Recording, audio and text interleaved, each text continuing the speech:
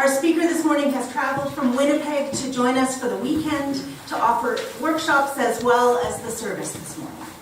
Shaun Loney is a Canadian expert on social enterprise. He has created and mentored many companies and projects, each unique in its purpose and expression, but all united by a common thread.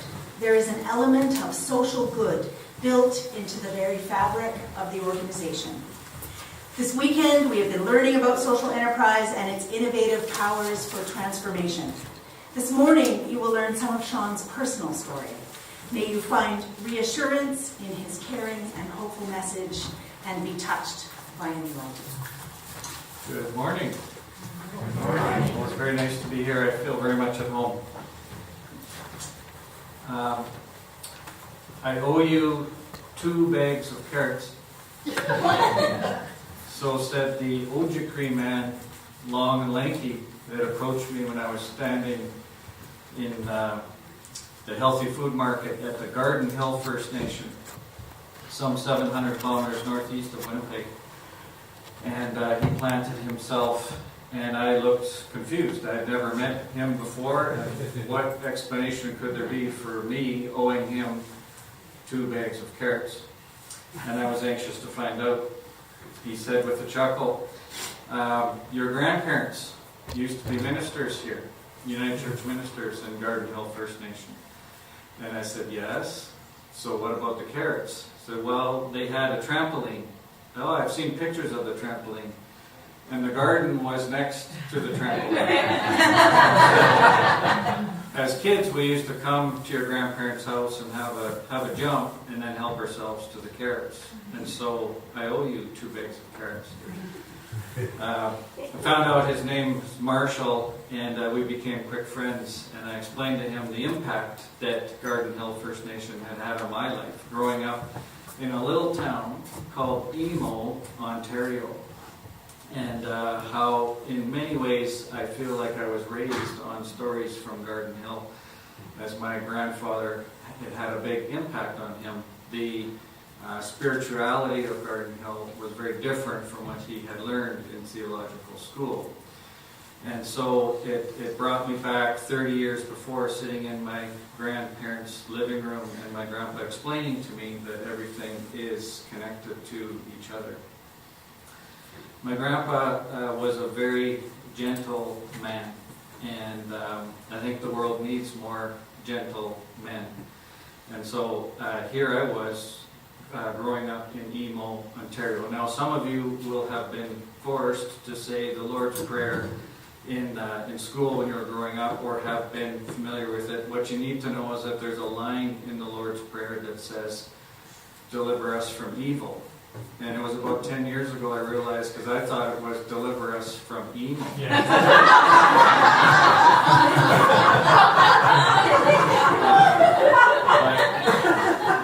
My grandpa took his prayer time, or as I've later realized, meditation time, seriously. Every morning he would go down into the basement, and he later told me that every morning he would think of each and every one of us and send us sort of good energy. And that's a practice I think that I strive to do, is just to take some time to be quiet and to put good energy into the universe. And that daily meditation, I think, is an important step in that process.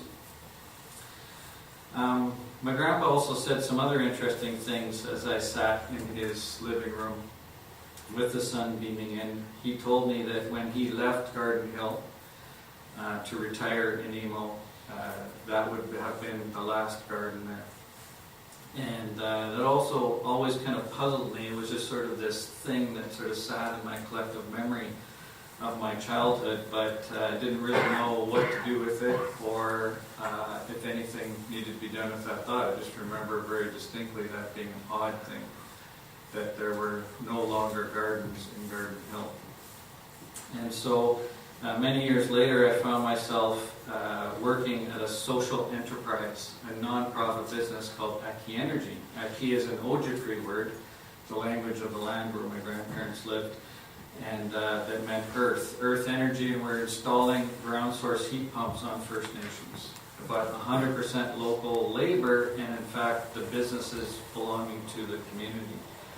And my coworker, Darcy Wood, whose mother and my grandmother taught Sunday school together, and I have pictures with them in the same photo, said to me, "Can we go home and see what we can do at Garden Hill?"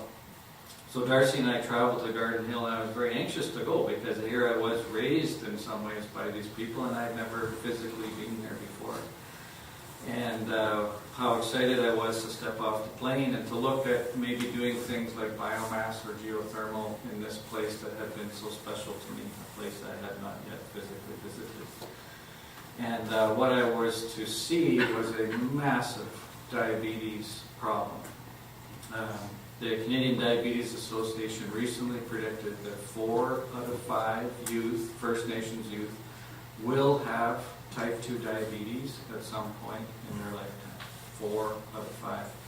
Currently, the government of Canada is spending $50 million a year treating diabetes. When my grandfather and grandmother lived in Garden Hill, there was no diabetes. There were people, researchers coming to the Ojibwe to find out how it was that they were somehow immune from this awful disease. And so I looked at my coworker and said, keeping in full mindful spirit of what my grandfather had said some 30 years before, that I think we're in the food business. And so we set up a new social enterprise, a new nonprofit business called Aki Foods. And we established a very large, relatively large 13-acre farm and began to see the gardens re-emerging again in Garden Hill. And it's how exciting that process has been to me, and to see my Garden Hill connections come full circle. But we also quickly realized that poverty is not about poor people. It is about the systems that are failing, the systems that they're interacting with, and how inadequate and counterproductive those systems are. You might be interested to know that the Nutrition North Canada is a federal government program, gives the Northern Store, a monopoly retailer in Garden Hill that sells mostly unhealthy food, access to a program that it gives them about $1 million a year in incentives. And so one thing to see modern day, shall we say, Indian agents or governments being very colonial, ensuring the success of outside companies that in this case selling mostly unhealthy food, that program also makes ineligible the local chickens and the local produce that is grown by the Ojibwe because it comes from the outside. It's a punishment for those who are advocating for the reemergence of local economies. And so I realize now, looking back on my 13-year career working on social enterprises, that you need a problem solver to solve a problem. And so how excited I am to be here at Westwood Unitarian Church, a place that I feel immediately at home, with the visionary leadership of you, Anne, and realizing that social enterprises can speak to the spirit that is very evident in this room this morning. And so looking forward to this afternoon. And so back to Garden Hill, I was just a few years ago, and I traveled to, just walked over in a bright, warm, sunny day to the church where my grandparents spent so much time. And the church actually is a remarkably similar size to this one. And I sat outside and observed the scene. And you can imagine where the manse was. It's not there any longer. The house was where they lived. And where the garden was and the trampoline, I had seen pictures. And also reflecting upon a word that an Ojibwe-speaking friend had recently told me about called Sisigwan. Sisigwan means literally the sound of the wind in the trees. Sisigwan, the sound of the wind in the trees. And I sat there that day realizing what my Ojibwe friend was explaining, that it was much more than just the sound. That the word also conveyed something that was very ancestral. And so our friend that was talking about being in the sweat lodge this morning is very much a place to have, to reconnect with our ancestors and to feel very grounded. And that was not a failure of an experience. She was just a premature birth, because the sweat lodge is very much about symbolizing our mother's womb and having an opportunity to be reborn again into this world and to have a fresh start.